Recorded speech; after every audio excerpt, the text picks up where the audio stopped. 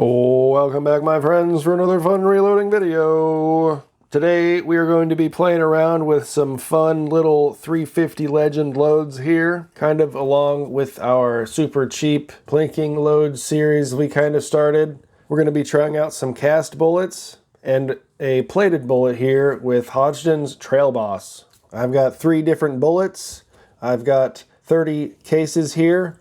They're all primed. They've all been sized, expanded, ready to go. They've been trimmed to the proper lengths. They're 100% ready. All we have to do is figure out how to use our Trail Boss here and then put our different bullets in the cases there. So if you've never seen before, this is Hodgdon Trail Boss. It is probably one of the most unique powders you'll ever see. Here we have Toby Keith and Kenny Chesney and that one guy whose daughter was a wrecking ball. They're here on the cover. This was actually an unreleased album cover that they never ended up doing. Anyways, Hodgdon Trail Boss, new technology powder, developed exclusively for lead bullets. Look at that. Preferred powder for sheriffs and outlaws. Okay, yeah, anyways, I don't know what's up with that. But it's fun to note that this entire bottle is only 9 ounces compared to your standard pound you might be used to. So this is Trail Boss here. It's kind of a Cheerio or a donut. It's very bulky. You're going to be surprised about how much fits in this case compared to what it actually weighs. So if you've never seen this before, stay tuned. Here we have a fun little piece of literature from the Hodgdon website. It's actually kind of hard to find, so I just searched Hodgdon Trail Boss Reduced Load PDF, and this will come up for you if you need to save it. But at the top we have, as noted in the powder description section, Trail Boss was designed primarily for reduced loads using lead bullets and pistol cartridges.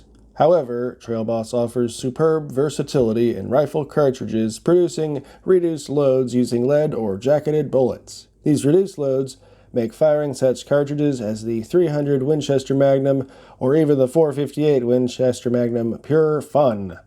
Listed below, we show a few examples of such loads throughout the reloading data center, but the fun doesn't stop there. If you don't see Trail Boss data for your favorite cartridge, we have a formula for developing loads for all cartridges, and it's simple to follow. This formula may be used both in rifle and pistol applications. So that's why you see this line on the bullet here, and that's where the base of our largest bullet today is going to be. So step 1 says to find where the base of the bullet to be loaded is located in the case and make a mark on the outside of the case at this location. Then fill the case to that mark with Trail Boss. Pour into the scale pan and weigh. This is your maximum load. Pressures will be below the maximum allowed for this cartridge and perfectly safe to use. Step 2. Take 70% of this powder charge weight, multiply the maximum load from step 1 by 0.7, if you're a dummy and don't know math, and that is your starting load. Start with the beginning load and work up to your maximum charge, all while searching for the most accurate reduced load. Once found, the fun begins. So yeah, Trail Boss is a ton of fun. I've only gone through maybe another bottle, and then this one is my second one, so not a whole lot before. I've used a lot of it in 35 Remington with different cast loads, anything from 125 grain up to 200 grains, so that's been a lot of fun. A lot of, cheap plinking, low recoil, lots of fun. Totally awesome. Especially in a lever gun, you can just, rack them in there all day and blast them as fast as you want. And you're not getting beat up by, like it says up here, a .300 or .458 Win Mag. So here we're going to take our case with our marking on it and fill it up to the mark. I'm just going to use the Lee scoop and grab out of the bottle for now. Oh, dumping donuts already. Let's see what one Scoopy does. Of course, it bridges in the funnel. Haha. No problem, though. No problem. And that's actually really close. Let's take a look. All right, so here we are with our approximate value of powder. We'll turn on our scale here and just dump it in and see what we have. This is going to be our maximum charge. 9.6. All right. So if we want to find our starting charge, I'm going to multiply that by 0.7. And since math is hard because we're not at exactly 10, let me go get a calculator. So we have our value of 9.6 times 0.7 is going to give us 6.72. We can just go with 6.7 is our starting charge, but I don't want to do that. I don't want to start at our starting charge. It said it was safe to go with our maximum charge. So I'll actually go to 9.5 grains and we will call that good. So let's get started here and see what we're getting into. So we know our maximum charge of 9.5. I'm going to have my unit flow here dialed in to about 9.3, 9.4. That way we're just under it to kind of deal with the variance in bullet lengths here. Even though I used our longest one to measure with, these should be pretty good. I'll do a couple here and we'll see what it looks like. And we can adjust from there if it looks pretty full. Which it kind of does. I might take it down a hair. Okay, so we're a little bit full right now. I'm going to bring it down to maybe 9 grains and see what that looks like.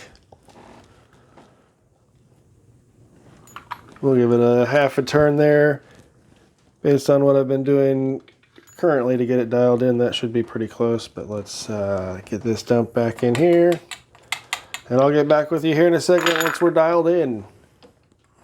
Alright, so we got our unit flow here dialed in, and I believe it's a little bit lower than what we said originally, but now all of these coming out are looking great. Nice and consistent out of the unit flow here. Even there when it catches sometimes, that one still looks like a pretty much perfect throw.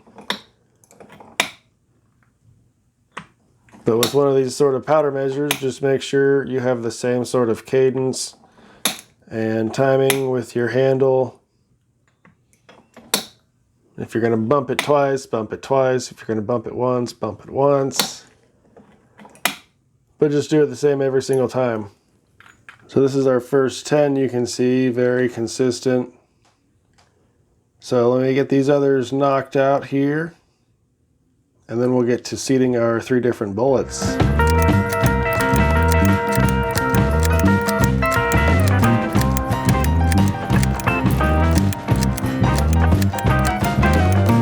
Okay, so since we had all of our powder thrown, I went ahead and seated one of each of our bullets with my Lyman MSR series seating die.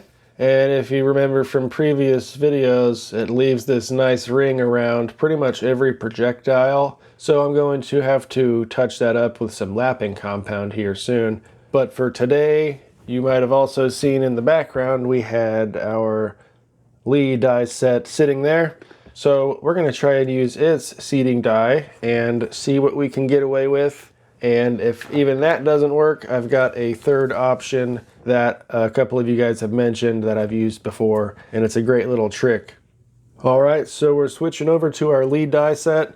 That includes changing the shell holder just to keep it consistent between manufacturers. I don't want to use the Lyman shell holder with the Lee set and vice versa, just in case there were any fitment issues or anything like that. So we've got our Lee shell holder in there, and we're going to use our seating die, and I'll go ahead and get that set up here, and we'll see if it can seat our first projectile with the berries plated bullet. So here's the issue I commonly have when trying to use the Lee seating die for the 350 Legend. And this could be because right now I'm using a 9mm projectile and it's 115 grains. It's rather short when it's being seated into the case, so I have the die tuned all the way down to where it's not going to start crimping. So it's just barely off of that and locked in. And then I'm still moving down on the seating stem to here before we actually contact it. So let's see if we have enough to actually get it seated. And actually, I can use the one I have seated with the other die kind of as a dummy round. So we'll back them out again. Okay, wow, see how little adjustment we have here? Not the best. Okay. Well, there we are. We seated it, and obviously we still need crimped. Still a little bit of noise in there. This is obviously our shortest bullet, so we'll have more case capacity left over. And obviously it did a much better job not boogering up that projectile for us. So I'll go ahead and knock out the rest of these. We'll try our next projectile after that. So yeah, I think, I don't want to have to say it out loud, but the Lee die is doing much better. There's no extra ring or mark around our projectile thanks to our Lee die. Woo! Bam! But yeah, as you can tell, there's a little bit of a ring there, but not nearly as bad as our Lyman die. Okay, so we're set up with our second projectile.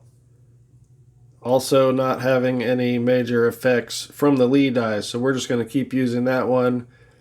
And it looks like we're not going to have to use the little trick up our sleeve today. So I'll get the rest of these seated, which will be the exact same for this projectile. This is just the hollow point versus the flat nose version.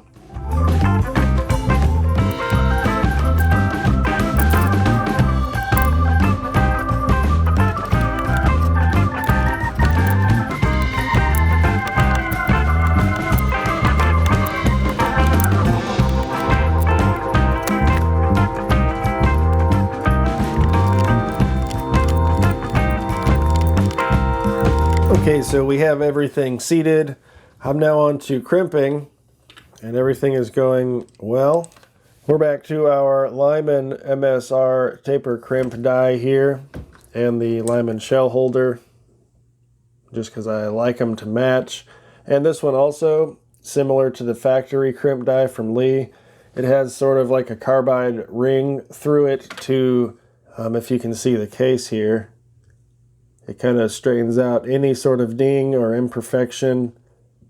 So you have pretty much a perfect case that should feed in your semi-auto. But be aware, Trail Boss is not going to cycle your semi-auto. So the MSR die set stands for Modern Sporting Rifle. So this is obviously meant for an AR-15 to aid with cycling. But it's just great for finishing your rounds with, even if we're not going to be cycling them as a semi-auto. So I also have my Lyman headspace gauge here, case length and headspace gauge. And this one has not been sent through the crimp die yet. That's as far as we get.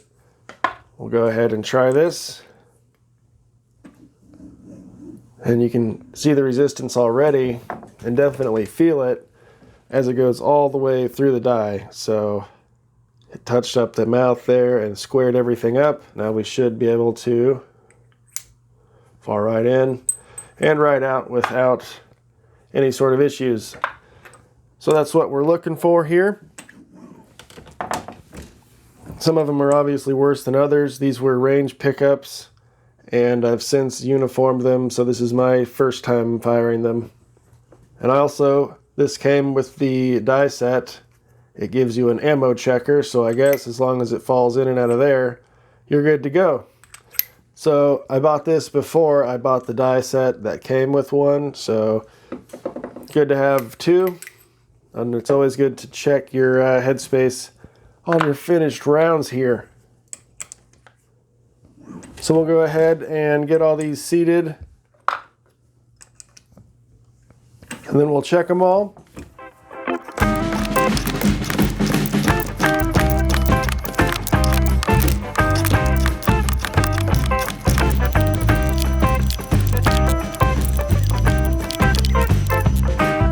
Here we are, all done, getting loaded up with our Trail Boss here for the 350 Legend. And although I'm running this in an AR-15, which it's not going to cycle, this should totally be a viable thing for you guys with bolt actions. So this would be a very fun sort of plinking thing, or if you need maybe a lightweight varmint round or something, this could be something like that that you could look into. Again, it could just be a lot of fun as well. We could also be using some big 200 grain bullets, and we could also try maybe a duplex load as well. And I know a couple of you guys have been wondering about the duplex loads I mentioned a little while back. I am going to get to those here soon, but range is going to be closed for a while, so we've got plenty of time to kind of brainstorm and see what we're going to do as far as powders and that sort of stuff. So stay tuned for the duplex loads. But otherwise, when I was crimping all of these and rather checking them in the headspace and case gauge there, a couple of these needed re-ran through the crimping die before they would totally go in here. So that's what you saw me doing while I was checking them. But although it didn't pass this one, it did pass this one here from the Lyman set. Well, I guess they're both Lymans, but this one is just, wow. This one is just an ammo checker here from the die set, while this one is the headspace and case length gauge combo thing that you buy separately. So it passed one but not the other, and I went ahead and cycled one through the gun anyways. It took it right off the mag, no problems there. So nothing to worry about as far as that goes. And these are all, dang, we made a mess here, folks. These are all just range pickup brass, so I don't know what they were fired in. Maybe next time, after I size them from coming out of my own gun, they might work a little bit better. Or who knows, maybe they came out of someone's AR and the issue was actually the rim or something jacked up and wasn't fitting around there. Could be anything. Anyways, we're not going to have any issues with these. I'm just running my mouth at this point. As far as our final charge weight, I said like 9.4 or 9.5 or something. It actually ended up at 8.8 when I was using the Uniflow. So that's where it ended up coming right at the line after following through that. And I, after seating them and all that fun stuff, I gave them all a shake. And there was just the tiniest bit of case capacity not taken up. So we are between 90 and 95% case fill, which is really what Trail Boss is about, is case fill, not necessarily a specific charge weight by measurement of grains. So like, you know, I said, if we need exactly 9.3, that would actually sort of be a compressed load depending on how it fell into the case. So it ended up backing off to 8.8, which is the volume we wanted rather than the number I thought we wanted. So anyways, Trail Boss is measured by volume, not by weight. Sometimes they'll have different load data for you given in grains.